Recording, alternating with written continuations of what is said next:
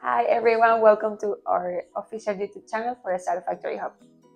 Hi, my name is Ricardo Font, And my name is Calia Padilla. and we will be discussing business subjects, physics, studying startups, how to get resources, funding, and how to take an idea to become a corporation, right? Yes, correct. So let's start from the beginning, right? So I believe first question number one for people will be how to start your own startup. Correct. Do you want to go first? Yeah, sure. So I don't think there is one right way of creating a startup, right? There are many ways, and we're always seeing new ways that are effective. But we gotta take ideas, right, and build physical, tangible things around it. Yeah, Every everything starts with an idea. yeah, Then eventually that idea will get some momentum. correct, So for that, I think you will have to find the right partners, right, to build that idea and share your vision, and then growing organically into a corporation, right? So I think question number two is how to scale or be prepared to scale your business. correct. So scalability is really about strategy, right? The right strategy, the right mindset, um, and being able to have the resources to pull when you need it, right? So things that can stagnate startups is not having enough resources to grow, not having enough knowledge of how to grow, um, or just don't have the right strategy. That's So true. putting those things in place is primordial. Yes, I think what I have seen these years of us and other people creating startups is that first identify that um, primordial activity and then try to create a modular system around it. Modular meaning that it is like piece by piece, you are growing it into certain aspect of your business, and then eventually it grows into a corporation. I think one of the things that we teach startups is that it's about a modular way to see your company and piece by piece be Modularity, yeah, yes growing your startup into a corporation. definitely, very interesting. Yes, and I believe also sustainability it's very important, right?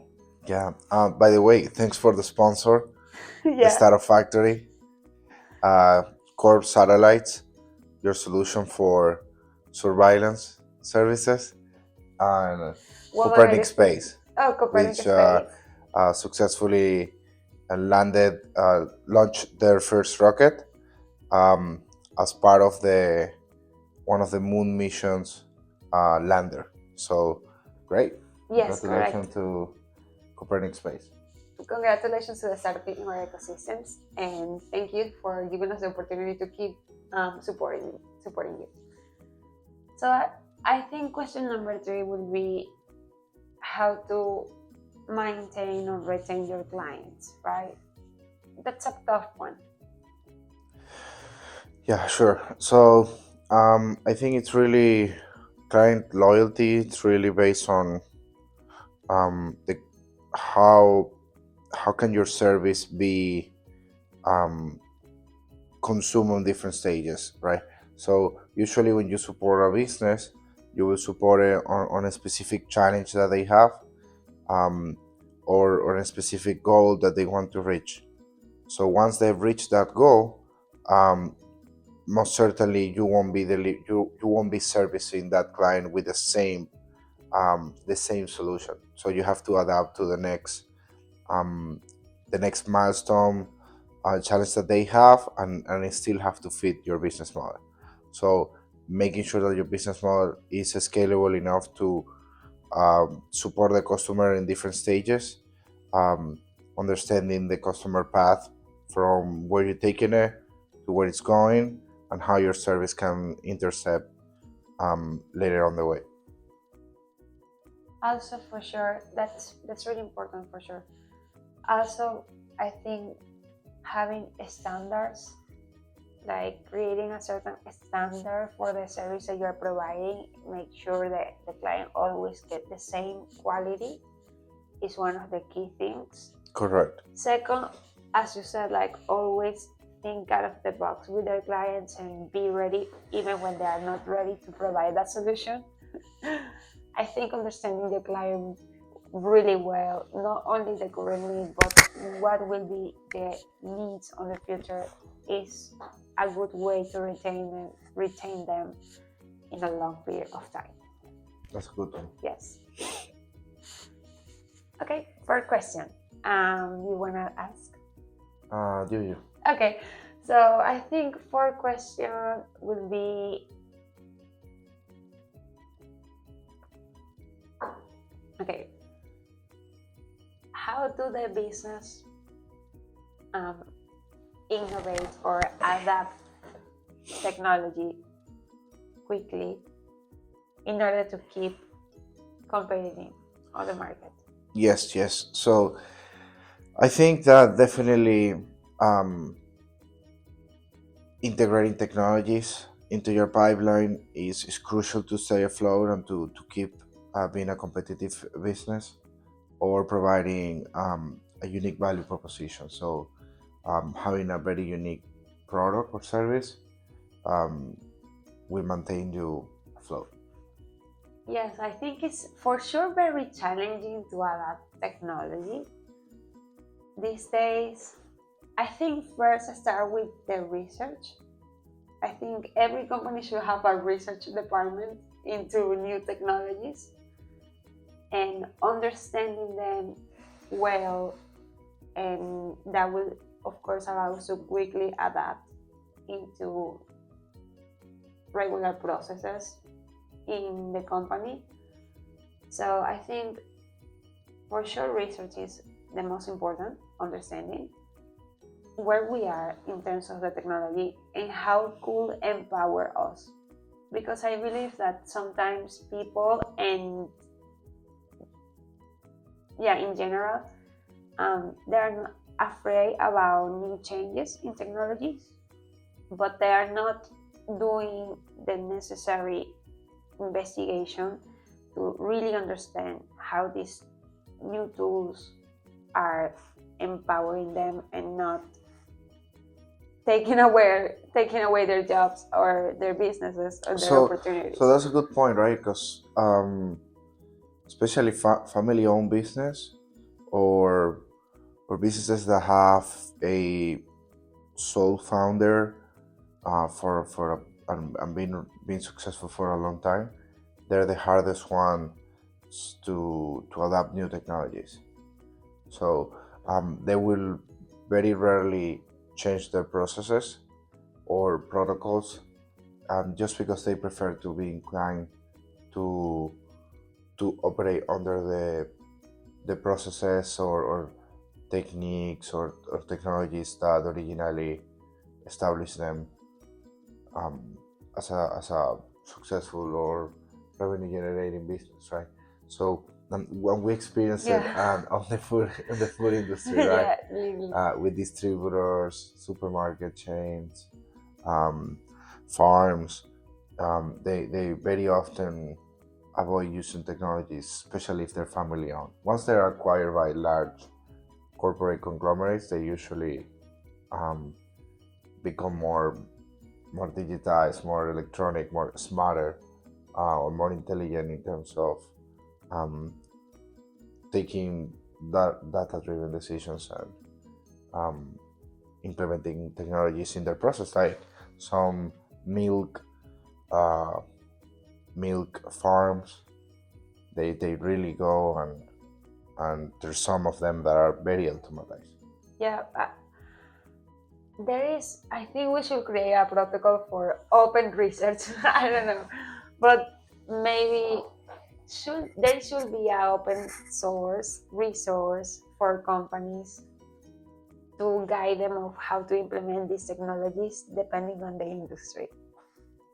I think this is a valuable tool, like a research tool, but basically it allows you like a step It's a good by point step. because I think the first problem these companies faces, the ones that usually don't adapt new technologies, but they're successful. Most of the time, their founders are disconnected from the sources where they can get exposed to those technologies, right? Yeah. Or facilities. So they're a little more scared to try new things, or conservative in that sense. So yeah, usually they're not exposed. They're not in the environment where they are exposed to those subjects. So getting them exposed through an application or something, or a virtual assistant, but definitely that's a great route. Yes, definitely. I think we could take this YouTube channel to also be that source of information. So if you have an experience on a regular business or a traditional business implementing technology, you could drop it here, down here, and we can all share of how we could accelerate the technology implementation in our businesses. I think that's a valuable one. But I think it's a need for all businesses to survive, to adapt technology. I agree, especially in Yeah. this new world, right? What do you think about robots? It's a good topic to ask because I Yeah. think everybody thinks about technology, and first thing in mind is AI and robots. Yeah. Well, robots. I mean, my opinion about robots. It's been shifting during the years towards more positive. But originally, my idea of robots is that a lot of things haven't been figured out. So we can really say, okay, let's make the efforts to create a robot that will be able to be commercial, right? Yeah. But uh, uh, till now, I'm being right. So it's not a good investment at all, because there is no a robot store. There is nowhere where you can buy the robots. Few months, in the few last 2 years, we started to see the dog robots, or 4-leg robots, the drones, The cobots. in the last 6 to 8 years. But now they're becoming better, more affordable. But still, bipedal robots, they're a rarity. Maybe just few businesses, um, high wealth individuals may own ones, like a couple of them, but they're really rare. Um, so what it means is that the industry is large in terms of investment. The investments are huge, billions of dollars sometimes in one startup. Um, but the outcome of the industry is very precarious. So you will get, so investors may never see their money back. In few words, It's like a loop, right? Because we have this you said big investments in robots, but yes. they're not out there. It's because I think we are talking about the same topic, right? Like how businesses adapt to technology. How do businesses adapt to these robots that are now being produced? I think, give me 3 examples of industries that could accelerate using robots. Yeah, For sure. example, cobots. If you don't know what is a cobot, we are gonna leave a link here so you can explore the different type of collaborative robots. Sure. So you asked me three types of robots. Three types of businesses that Uh, could benefit from industrializing or adapting technology into the process. Like, for sure. example, One of the good purposes that robots can have is exploration, right? So, as we take drones to explore new angles of cities or nature um, for just social media content or research, right? Um, robots can also be a great help for that. So, survival, um, survey services, or robots that can patrol or that can around areas of interest in nature, just to account for um, animal populations or to survey land, right? Also, eventually, space exploration, right? Space exploration, space missions. That's one. Another one is the retail market that we always talk about. yes, So the retail market is being neglected for robotic solutions because it's been focusing really. The best robotic product it's been the robotic arm in terms of bringing back um, the hope. yeah, bringing back the hope to the industry and bringing in profits back to the investors, because the other industries, the other efforts around robotics have failed to arrive to the market and be mass consuming products. But robotic arms, they have become very affordable, much more affordable than before, in the tens of thousands of dollars now, to $8,000 minimum for a professional industrial robotic arm Wow. that you can self-teach with hand gestures. This is very common now in the market. We think that it will have great applications in retail, for example. So like bars, fast food. So for example, we were with the meeting with city officials some couple days ago, and they were asking us, so wouldn't these robots take the jobs of um, regular people, right? For Yeah. example, in the restaurant industry. This is one of the big challenges, or um, what scares people the most, right? But we say no, right? Because um, robots are, in the case of, let's say, McDonald's is a multi-billion-dollar business for investors.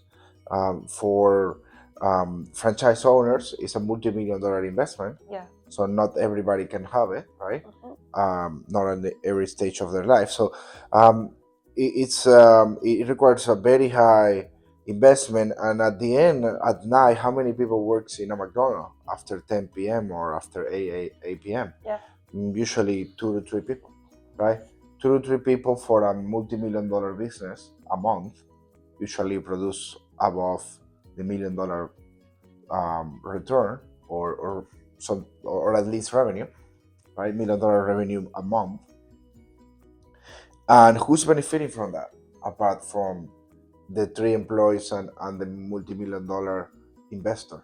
Yeah, Yeah. So exactly. if we, with robotics, we can create much more smaller businesses, like small kiosks that are autonomous, that more people can afford, that can go for the tens of thousands to the hundreds of thousands, which many people could get a loan or a mortgage, or a venture investment, or even a grant, right?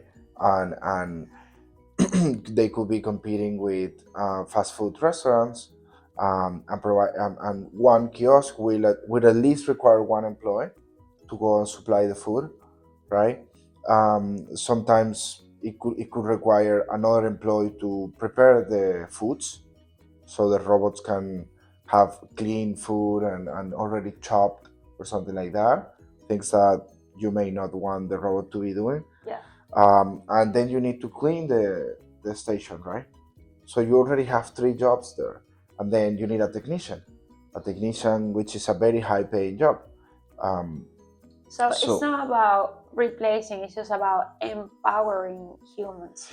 correct. Well, you give me 2 examples. Well, you actually, in the first example, you give me many examples of how a robot it could be used. You Yes. mentioned research and exploration, you mentioned security, you mentioned retail, and I will say another one will be construction. Of course, construction industry would benefit a lot. I think on that sense that there is a lot of insecurity on certain type of jobs, especially on the construction industry. So I think empowering these companies, these people to better perform and actually be safer on those jobs. It's what is coming, not only robots taking away your jobs, right? But I'm agree with you. I think we also need to educate not only the audience but people of how these technologies will empower you, how you could implement it in your regular basis, how you could implement it in your business, and eventually be more sustainable. Yeah. It's beautiful. Yes. So you have another question? Yeah. Or you want me to ask another question? Yeah. Well, actually, on the robots being implemented on construction, I'll tell you one important job that they could do, especially the robots that can be implemented right now, which are four-legged robots. Yeah. Or robots on wheels. But I wouldn't put any robot on wheels on a construction site, because it's a very challenging environment for them.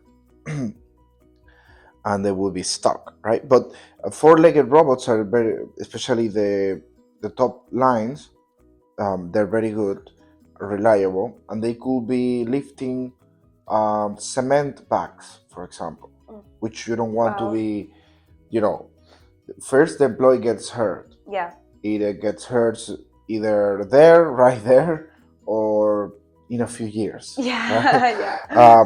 But apart from that, a lot of material is wasted when they lift these bags, because if they have to lift 4 bags, they rarely will take 4 trips. So they may take 2 trips, right? And they will throw the bags on the floor. Yeah. Right? And the chances of those bags bloating, exploding, and throwing the material around and wasting the material is very high. Yeah. So this is one of the biggest problems in the construction industry, is the waste of materials. And at the end, I mean, their boss is not taking care of them properly, right? So they have to carry this without any proper equipment and hurt their back, right? Yes. So they feel like it's the right way, is to throw the bag. So and then you have suits, right? Legal challenges that this can bring, when the employee thinks that they can sue you because you may be the responsible for their pain, right? So this will be cheaper than a suit, than a legal issues, and it will replace a lot of waste time, and make sure that there is less material being wasted. So it's not only about empowering people on the job side, but also better the outcome of the jobs that are performed, either because we are getting better on the practices that we are doing on the site, or because the work environment evolves like in a safer, let's say, way than it was before. Yes, and also it just betters the quality, in this case, of the employee, right? Yeah. Quality of life, quality of work. So it's like computers, right? Yeah. So before computers, we have to do everything on hand, and it was just more work, yeah, right? Just more heavy work, even just standing up from your desk to get a new paper, another page for your work. That was a big effort, right? That you don't have to do anymore. Yeah, exactly. Your computer have infinite pages. So just like that, technology, robotics, in general, will better the quality of the life of the individuals and the quality of the workplace. I'm 100% agree with you. And I'm gonna ask a tough question. What about AI technology, right?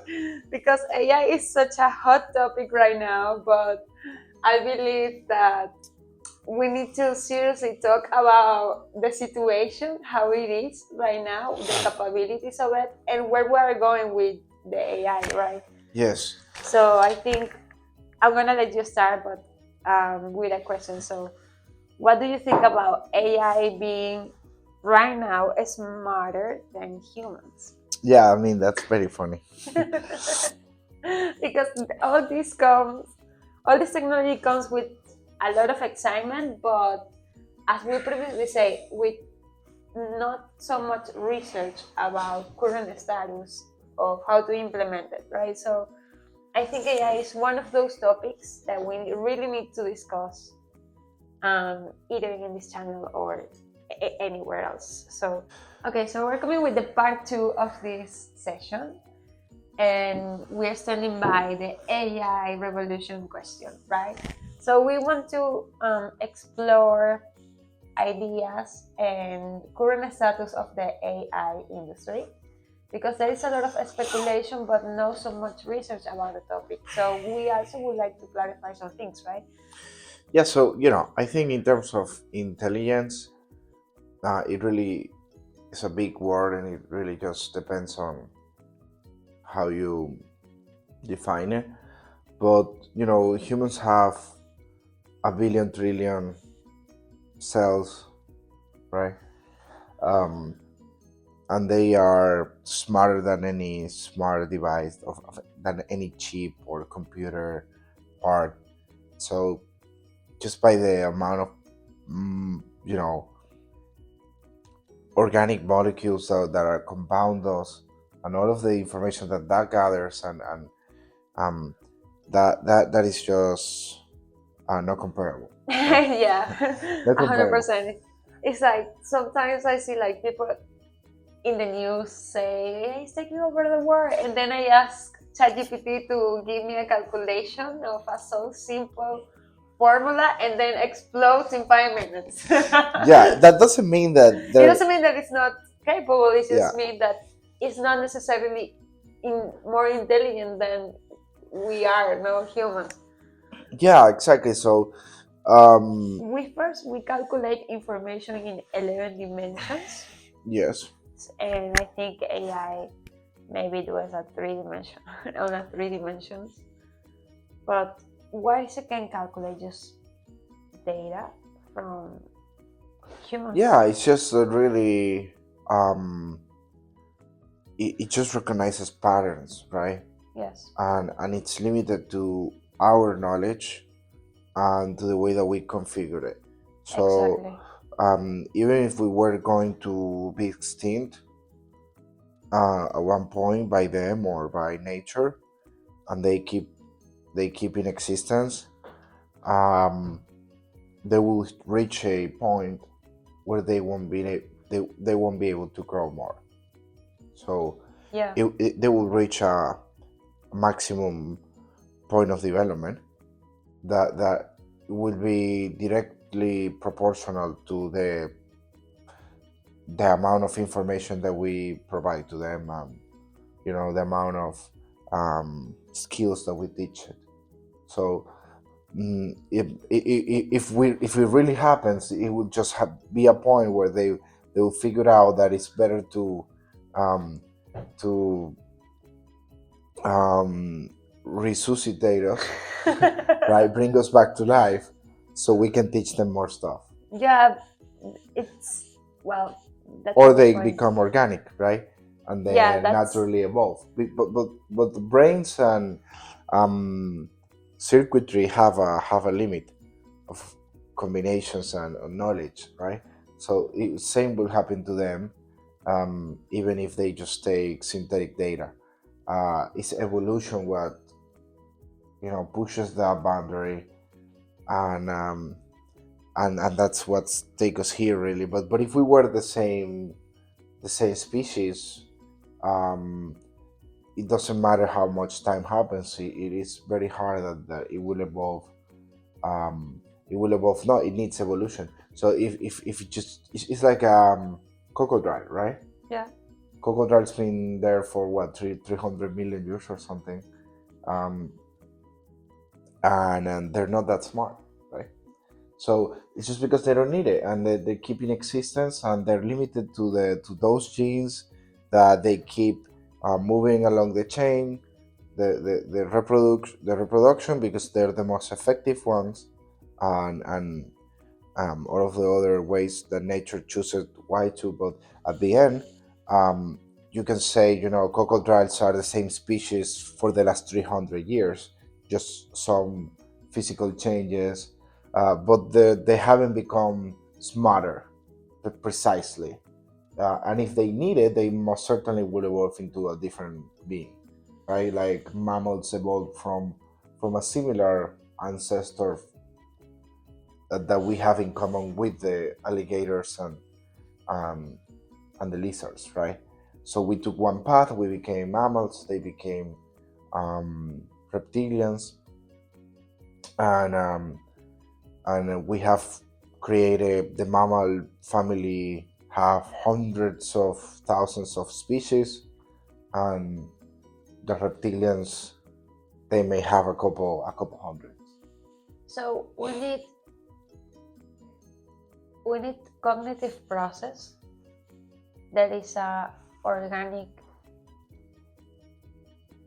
quality, let's say, of not only humans but organic beings in order to evolve and adapt to the current environment. And that's something that, of course, AI cannot do Yeah, because yet, either because it's, of course, just a software, a code, doesn't have other components, either organic or all of our brain capacity.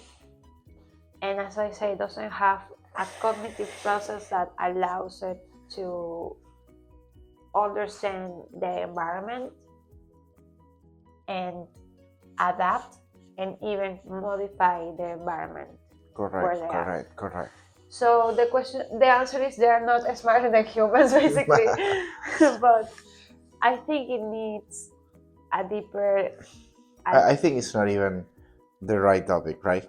It's if they're smart or not. It's just um, how they integrate into our processes, daily life, work, right? So it is happening, and the biggest point will be when it can actually allow robotics to have commercial viability. So when it allows robotics to become mass consuming products, especially bipedal robots, service robots. That's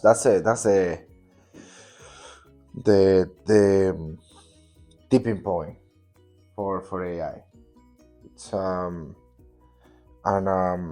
then an industrial revolution will will arise from that, and space infrastructure. So when we are able to transport merchandise and people across the world, on larger distances in very very few minutes, right? Um, and then you add to that, faster manufacturing with smart bipedal robots, right? And AI taking care of understanding how every machine is working and at what speed everything should synchronize. Then you have very um, great capacities for creating new more ambitious products, more ambitious projects.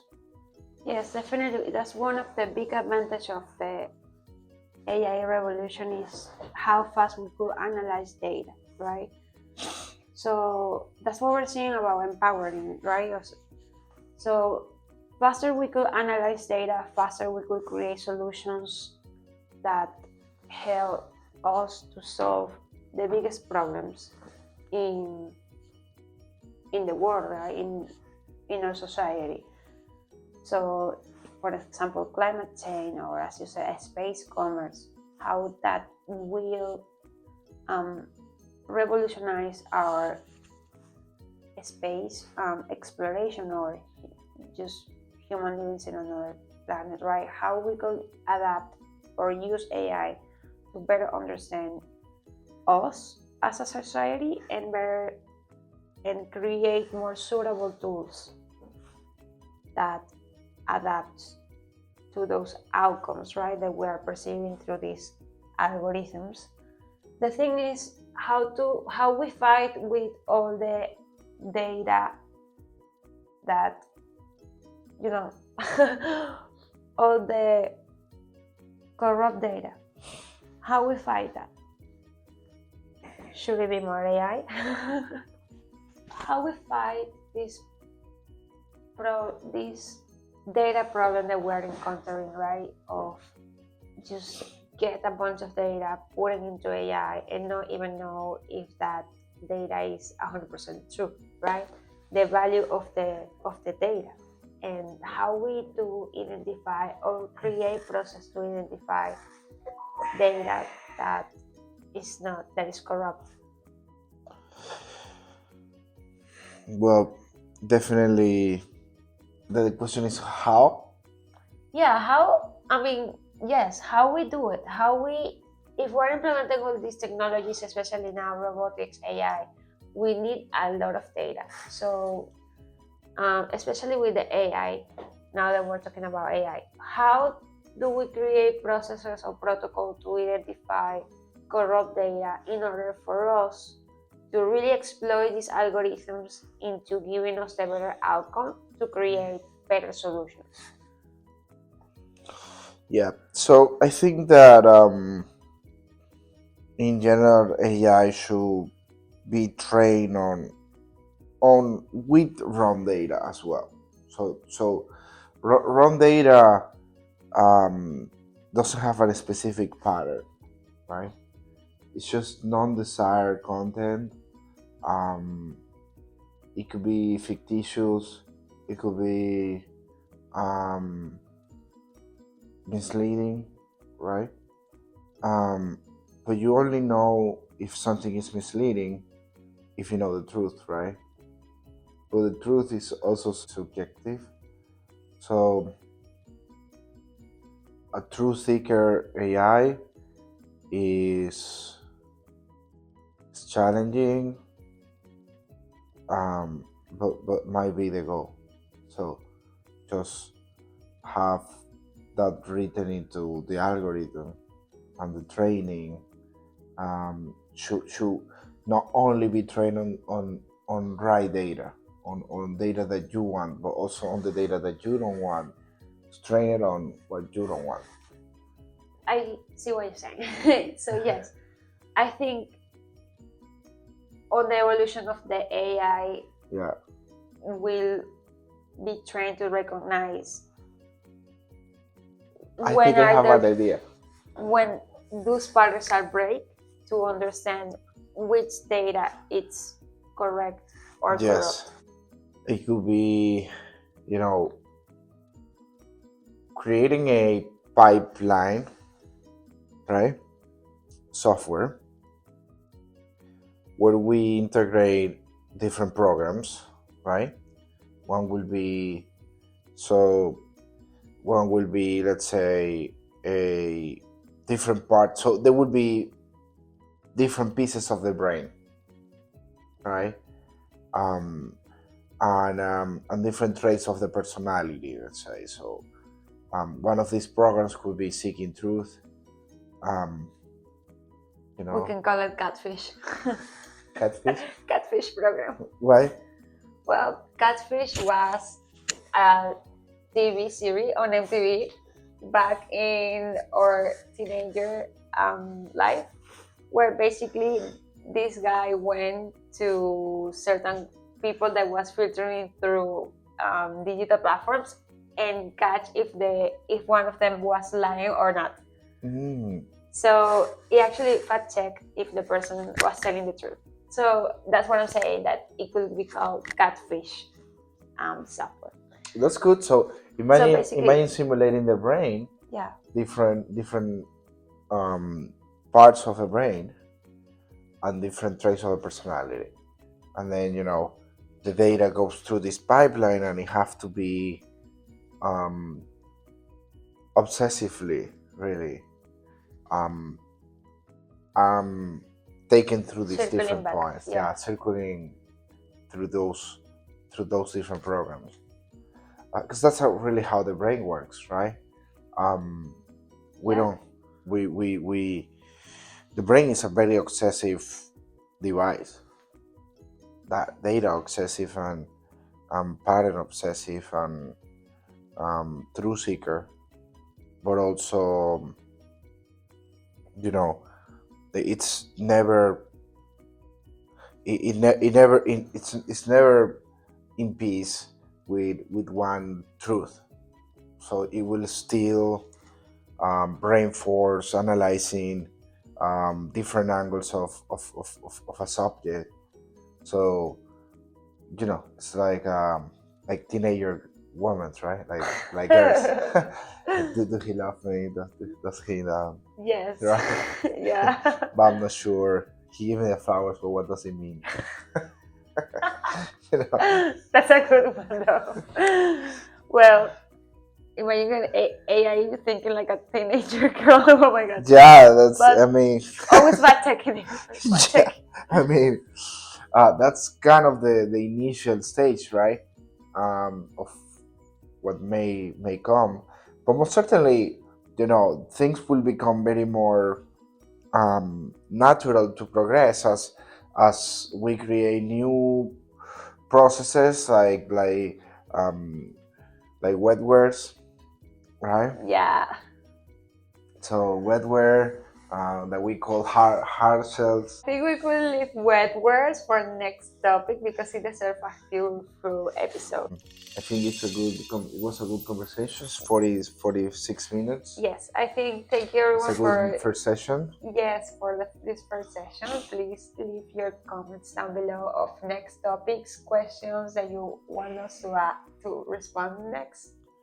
And yes, Yes, thank you. we invite you also to apply to our acceleration program. Our newest cohort is starting in the next month, February. You can subscribe anytime right now through the links down. And just give us your like and subscribe so we can make live videos. Yes. Bye, everyone. Bye, guys. Take care. Thank you.